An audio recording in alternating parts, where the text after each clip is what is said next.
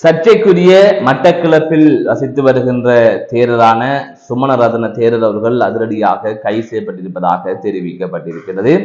நேற்றைய தினம் அவர் தொடர்பாக ஒரு காணொலி வெளியாகிய நிலையில் அவர் இன்றைய தினம் இவ்வாறு கைது செய்யப்பட்டிருப்பதாக தற்பொழுது செய்திகள் வெளியாகி இருக்கின்றது. இது தொடர்பாக இந்த தொகுப்பிலே விரிவாக பார்க்க இருக்கின்றோம். மற்றொரு செய்தியாக யாழ்ப்பாணத்தில் சில நபர்களின் காணிகளுக்கு உறுதிப்பத்திரங்கள் இல்லை அல்லது அதனை தொலைத்து விட்டார்கள். ஆனால் சில வீடுகள் அமைந்திருக்கின்ற காணிகளுக்கு 2 உறுதிப்பத்திரங்கள் இருக்கின்றன. சட்டத்தரணிகள் போலியாக அவற்றை தயாரித்து வைத்திருக்கிறார்கள். அதை தவிர முன்னாள் அமைச்சர் டக்ளஸ் தேவானந்தா அவர்கள் கூட சிறுவர் தியேட்டரை பிடித்து வைத்திருக்கின்றார் என்று ஜாழ் தேர்தல் மாவட்ட நாடாளுமன்ற உறுப்பினரான இளங்குமரன் அவர்கள் குற்றம் சாட்டியிருக்கின்றார். இது தொடர்பாகவும் விரிவாக பார்க்க இருக்கின்றோம்.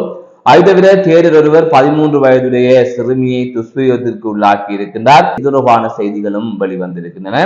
இந்த 3 செய்திகள் தொடர்பில் தான் இந்த தொகுப்பிலே விரிவாக பார்க்க இருக்கின்றோம். அதற்கு முதல் JK ரிப்போர்ட் எனப்படுகின்ற இந்த யூடியூப் சேனலை சப்ஸ்கிரைப் செய்து கொள்வதுடன் தொடர்ந்து அருகில் இருக்கின்ற பெல் பட்டனை கிளிக் செய்வதன் ஊடாக நான் போடுகின்ற ஒவ்வொரு காணொளிகளையும் நீங்கள் உடனுக்குடன் பார்க்கக்கூடிய வகையிலே இருக்கும். நான் நடராசா ஜெயகாந்தன். தற்பொழுது செய்திகளுக்குள்ளே செல்லலாம். மட்டக்களப்பு மங்களாராமய விகாரையின் விகாரபதியான சுமணரத்ன தேரர் அவர்கள் கைது செய்யப்பட்டிருப்பதாக தெரிவிக்கப்பட்டிருக்கின்றது. இன்றைய தினம் அவர் இவ்வாறு கைது செய்யப்பட்டிருக்கிறார். நேற்றைய தினம் அம்பாறை உகன பொலிஸ் நிலையத்திற்குள் சென்று போலீசாருடன் வாக்குவாதத்தில் ஈடுபட்டிருந்தார். போலீசாரை கண்டபடி அவர் பேசியிருந்தார். அது தொடர்பாகத்தான் தற்பொழுது குறித்த தேரர் கைது செய்யப்பட்டிருப்பதாக கூறப்படுகின்றது. நேற்று ஒரு நபரை போலீசார் கைது செய்கின்ற போது 2 சிறுவர்களை முறையற்ற விதத்தில் முச்சக்கர வண்டியில் ஏற்றி சென்றிருக்கிறார்கள். அதாவது பாதுகாப்பற்ற முறையிலே முச்சக்கர வண்டியில் ஏற்றி சென்றிருக்கிறார்கள். அதற்கு எதிர்ப்பு வெளியிடும் வகையிலே குறித்த தேரர் போலீஸ் நிலையத்திலே கடும் வாக்குவாதத்தில் ஈடுபட்டிருந்தார். போலீசாரை திட்டியிருந்தார் என்று கூறலாம்.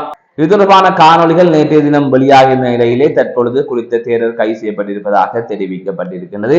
குறித்த தேரரை பலருக்கு தெரிந்திருக்கும். ஏனென்றால் அவர் சர்ச்சைக்குரிய தேரர், தமிழர்களுக்கு எதிராக சிறுபான்மையினருக்கு எதிராக கடும் போக்குவாத கருத்துக்களை முன்வைக்கின்ற ஒரு தேரர். கடந்த காலங்களில் பல பிரச்சனைகள் வருவதற்கு அவர் காரணமாக இருந்திருக்கின்றார். தமிழர்களுடன் அல்லது கிறிஸ்தவ மத குருக்களுடன் எல்லாம் முரண்பாட்டில் ஈடுபட்டிருக்கின்றார். இது தொடர்பான தகவல்களை எல்லாம் செய்திகளை எல்லாம் நீங்கள் பார்த்திருப்பீர்கள். அந்த வகையில் தான் தற்பொழுது பொலிஸ் நிலையத்திலும் சென்று அவர் சேட்டை விட்டிருக்கின்றார். ஆனால் தற்பொழுது கைது செய்யப்பட்டிருக்கின்றார். மற்றொரு செய்தியாக யாழ்ப்பாணத்தில் இருக்கின்ற சட்டத்தரணிகள் மற்றும் முன்னாள் அமைச்சர் டக்ளஸ் தேவானந்தா போன்றோரை யாழ் தேர்தல் மாவட்டத்தின் நாடாளுமன்ற உறுப்பினரான இளங்குமரன் அவர்கள் சாடியிருக்கின்றார். நேற்றைய தினம் நாடாளுமன்றத்திலே அவர் உரையாற்றுகின்ற போது அது தொடர்பான விடயங்களை அவர் தெரிவித்திருக்கின்றார். அதாவது யாழ்ப்பாணத்தில் காணிகளுக்கான உறுதிப்பத்திரங்கள் இல்லாமல் இருக்கின்றது. ஆனால் சில வீட்டுடன் இருக்கின்ற காணிகளுக்கு 2 உறுதிப்பத்திரம் இருக்கின்றது. சட்டத்தரணிகள் நுட்பமான முறையில் அதற்கான உறுதிப்பத்திரங்களை பெற்றிருக்கின்றார்கள் என்று அவர் குற்றம் சாட்டியிருக்கின்றார்.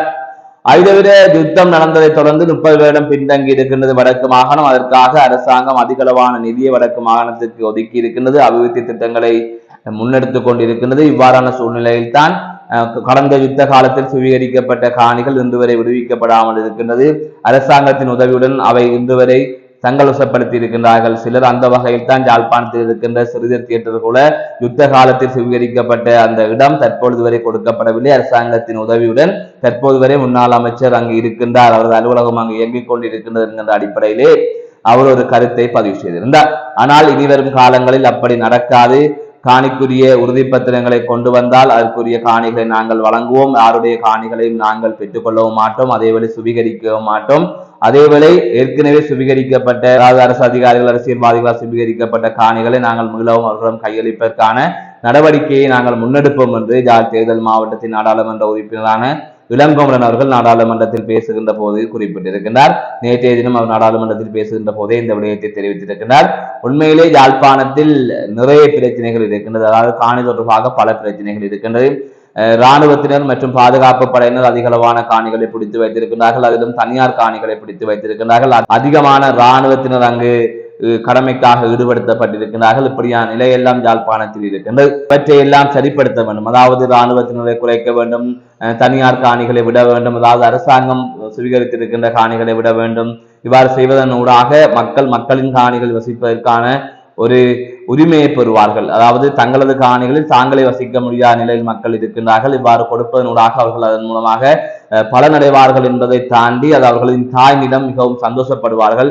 அதற்காக தொடர்ந்து போராடி வருகின்றார்கள். அதை தவிர மக்களின் காணிகள் மக்களுக்கு போவதுதான் சரியானது, அரசாங்கம் என்கின்ற ரீதியிலே இந்த அரசாங்கம் செய்ய வேண்டும். ஆனால் இந்த அரசாங்கம் அது தொடர்பாக பெரிய அளவிலே கவனம் செலுத்தவில்லை. பாதுகாப்பு தரப்பிடம் இருக்கின்ற காணிகளை மக்களிடம் கொடுப்பதில் தாமதம் இழுபறி இருக்கின்றது. அதாவது ஒரு பக்கம் கொடுத்தால் கூட மற்ற பக்கம் பிடித்து விடுகிறார்கள். எப்படியான சூழல் தான் யாழ்ப்பாணத்திலே இருக்கின்றது என்பதை சரியாக அவதானித்தீர்கள் என்று சொன்னால் ஒவ்வொருவருக்குமே விளங்கும். அதேவேளை சட்டத்தரணிகள் வீடு இருக்கின்ற காணிகளுக்கு 2 உறுதிப்பத்திரங்களை போட்டிருக்கின்றார்கள். நுட்பமான முறையிலே அவர்கள் உறுதிப்பத்திரங்களை தயாரித்திருக்கின்றார்கள் என்பதும் உண்மையான விடயம். கடந்த காலத்தில் சட்டத்தரணிகள் இவ்வாறு உறுதிப்பத்திரங்களை தயாரித்த நிலையிலே கை செய்யப்பட்டு நீதிமன்ற தண்டனைக்கு உட்படுத்தப்பட்டிருக்கின்றார்கள் என்பதும் தெரிந்த விடயம். அதேவேளை டக்ளஸ் தேவானந்த் அவர்கள் சிறிது தேர்தலை பிடித்து வைத்திருக்கின்றார் என்பதும் தொடர்ந்து சொல்லப்படுகின்ற குற்றச்சாட்டாகவே இருக்கின்றது. மற்றொரு செய்தியாக 13 வயது சிறுமியை துஷ்பிரயோகத்திற்கு உள்ளாக்கிய பிக்கு கைது செய்யப்பட்டு எதிர்வருகின்ற 26ஆம் தேதி வரை விளக்கமறையில் வைக்கப்பட்டிருப்பதாக தெரிவிக்கப்பட்டிருக்கின்றது. ரத்தினபுரி பகுதியிலே இந்த சம்பவம் இடம்பெற்றிருக்கின்றது. அதாவது ரத்தினபுரி செவனகல் எனப்படுகின்ற பகுதியிலே இந்த சம்பவம் பதிவாகி இருப்பதாக கூறப்படுகின்றது. கடந்த 18ஆம் தேதி தந்தை ஒருவர் தனது 13 வயது மகளை அழைத்துக் கொண்டு விகாரைக்கு சென்றிருக்கின்றார். அதாவது அவரின் மகளுக்கு வயிற்று வலி, அதைவிட உடல் உபாதைகள் இருந்திருக்கின்றன. இந்த சூழ்நிலையில் தான் இவ்வாறு விகாரைக்கு சென்றிருக்கின்றார் அவற்றை குணப்படுத்துவதற்காக. அப்போது அங்கிருந்த விகாரபதியான 42 வயதுடைய பிக்கு தேசிக்காயை வெட்டி ஏதோ மந்திரம் கூறியிருக்கின்றார். அதுக்கு பிறகாக இதை கொண்டு போய் நாளை மீண்டும் பாருங்கள் என்று அந்த தேசிக்காயை கையில் கொடுத்து அனுப்பியிருக்கின்றார். அதுக்கு பிறகாக மறுநாள் குறித்த நபர் தனது மகளை கூட்டிக் கொண்டு மீண்டும் அங்கு சென்றிருக்கின்றார். அப்போது அவர்கள் கொண்டு சென்ற அந்த தேசிக்காயை ஓடுகின்ற நீரிலே போட்டு விட்டு வருமாறு தந்தையிடம் கூறி தந்தையை வெளியே அனுப்பியிருக்கின்றார் அந்த விகாரபதி. அதனைத் தொடர்ந்து தந்தை இவ்வாறு வெளியிலே சென்ற நிலையில் அந்த சிறுமியை தனது அறைக்குள் அழைத்து சென்ற குறித்த பிக்கு, அதாவது தந்தை தேசிக்காய் நீரில வீசியதற்கு பிறகு வெளியில வருகின்ற போது அந்த சிறுமியையும் அந்த ரூமில் இருந்து வெளியே விட்டிருக்கின்றார். அதாவது அந்த அறையிலிருந்து வெளியே அனுப்பியிருக்கின்றார். அப்போது தந்தை கேட்டிருக்கின்றார், என்ன நடந்தது, அங்கிருந்த நீர்கள், அதாவது விகாரைக்குள் இருந்த நீ என்ன இப்படி இங்கே வந்தாய் என்று கேட்டிருக்கின்றார். அப்போது மகள் ஒன்றுமே சொல்லவில்லை. அதற்கு பிறகாக இருவரும் வீடு நோக்கி போய் கொண்டிருந்திருக்கிறார்கள். அந்த சந்தர்ப்பத்தில் வீட்டுக்கு செல்லுகின்ற வழியிலே இது தொடர்பாக தந்தையிடம் குறித்த 13 வயது சிறுமி நடந்த சம்பவத்தை கூறியிருக்கிறார். அதாவது தன்னை அறைக்குள் அழைத்து சென்று குறித்த பிக்கு துஷ்பிரயோகத்திற்கு உள்ளாக்கியதாக அவர் கூறியிருக்கிறார். அதற்கு பிறகாக செவனகல போலீஸ் நிலையத்திலே தந்தை தொடர்பாக ஒரு முறைப்பாடு ஒன்றினை பதிவு செய்திருந்தார். அதன் அடிப்படையிலே குறித்த பிக்கு கைது செய்யப்பட்ட நிலையில் எதிர்வருகின்ற 26ஆம் தேதி வரை அவரை விளக்கமறியலில் வைக்குமாறு நீதிமன்றம் உத்தரவு பிறப்பித்திருக்கின்றது. இது தொடர்பான செய்தி தற்பொழுது வெளிவந்திருக்கின்றது. ஆகவே இந்த நாட்டில் பிக்குகள் செய்கின்ற வேலை என்பது அதிக அளவிலே இவ்வாறுதான் அமைந்திருக்கின்றது. பெண்களை விகாரைகள் அழைத்து வந்து உடல் உறவு கொள்வது அல்லது சிறுமிகளை துஷ்பிரயோகம் செய்து இவ்வாறான சம்பவத்தில் பிக்குகள் ஈடுபடுகின்றார்கள். அதை தவிர ஏனைய மத குருக்களும் ஈடுபடுகின்றார்கள். என்று மத குருக்கள் தங்களது பொறுப்புகளை மறந்து புனிதத்தை மறந்து செயற்படுகின்றார்கள். பக்தர்கள் என்கின்ற ரீதியிலே அல்லது மதகுரு என்கின்ற ரீதியிலே இருவரும் நம்பிக்கை வைத்து ஒருவர் மீது ஒருவர் நம்பிக்கை வைத்து பயணிக்கின்ற இந்த மத அனுஷ்டானங்களை எல்லாம் மீறி இன்று வேறொரு திசைக்கு இவையெல்லாம் சென்று கொண்டிருக்கின்றது. மீண்டும் ஒரு காணொலி சந்திக்கின்றேன். நான் நடராசாதி காந்தன்.